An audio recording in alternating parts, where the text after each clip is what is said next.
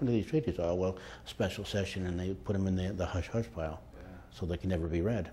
You know, and then the statements from the governor in the 1800s, in the early 1800s, who said that it was inevitable that the native people in California would have to be exterminated.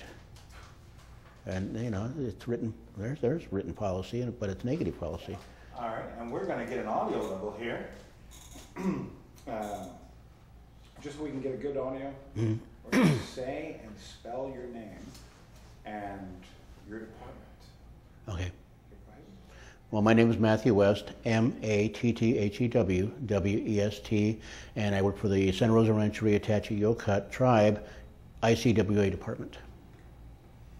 How does California stand or stack up with the rest of the states?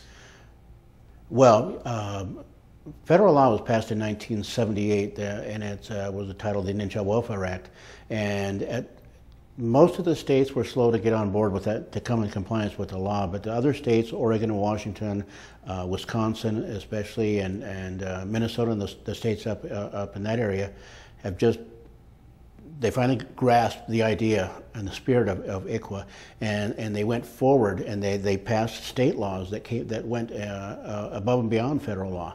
They developed contracts with tribes, and MOUs with tribes. None of that has happened here in California.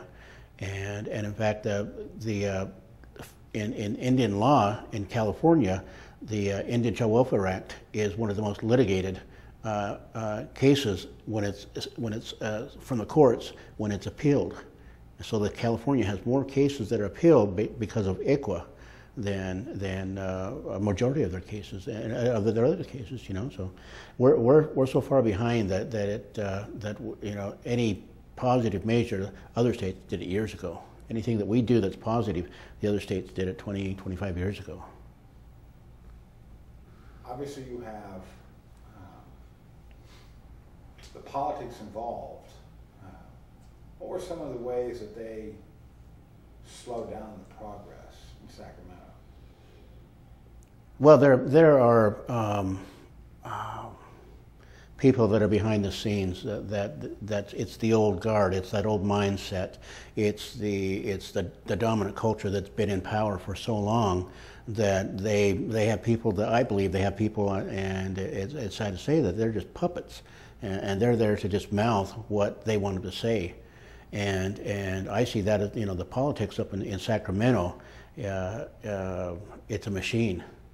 And you just can't go in and expect to change it overnight, and because we still have that attitude, and it's still an attitude that's found here in the counties, in the Central Valley. We still have people that have been in power for so long that they'll tell you, I don't need any more friends. I don't need anybody else to help me because I have my family, and I have my friends, my close friends that I'm just going to hand the power to, and they believe in the same things that I believe in, so they want things to stay the same.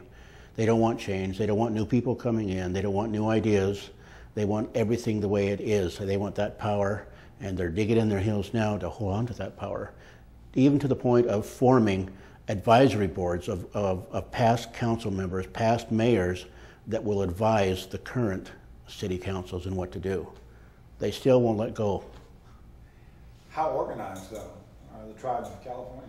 Well, that's one of the problems with 109 federally recognized tribes in California, that it's hard to come together.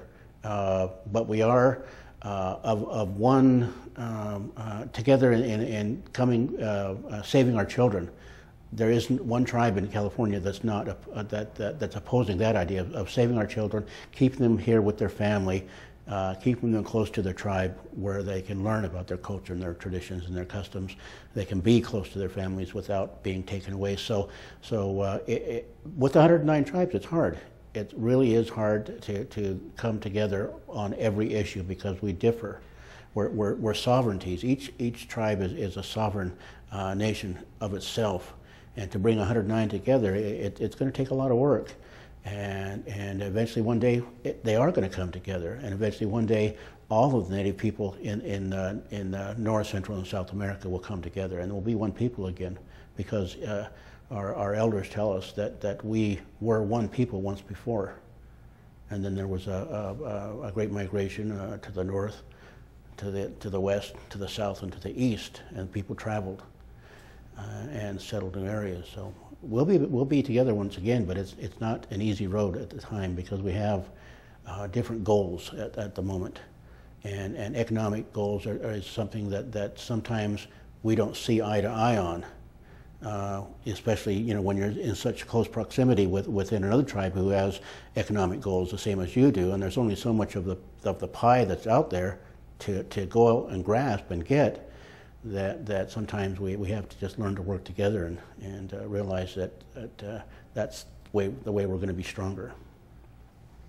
One of the forms of genocide was a cultural genocide by the early Europeans who, the first thing they did was break up the family and took the children away from the parents.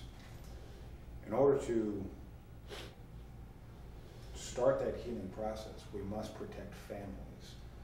So is that one of the reasons why it was so important? It is, because there was and actually that was the idea, and it was clearly printed in black and white that was the policy of the federal government, to take the children away, teach them how to be civil, teach them the ways of the white man, and then they asked themselves, well, if we teach them all of this, if we teach them to be civilized, why would they want to go back to that life? Why would they want to go back to their family? That's what they believed. That's, assimilate them, bring them over here, teach them to be like us, they'll be like us. But that didn't work, because there's a spirit, there's something inside every Native person that wants them to be part of the people. And so when we take a child and it's adopted and it's raised by a non-Indian family. Stand by. Go ahead. Yes, let him. Yes, come on in. Oh, Come on in.